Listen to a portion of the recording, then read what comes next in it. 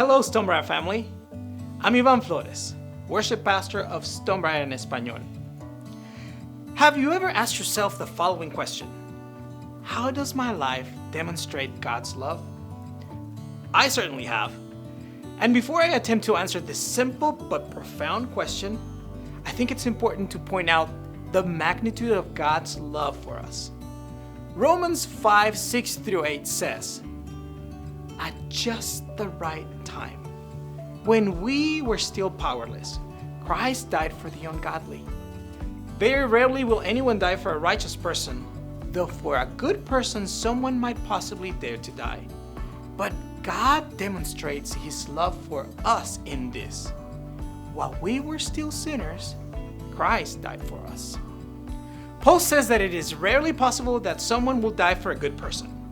And when this actually happens, it is still a broken person dying for another broken individual.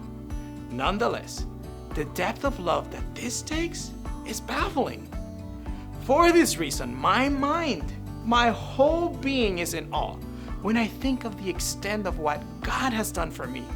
It takes me to my knees when I think of Him, a holy and perfect God, dying for me, an imperfect and broken sinner. My immediate response is to praise Him for His great love. So, to answer my initial question, how does my life demonstrate the love of God?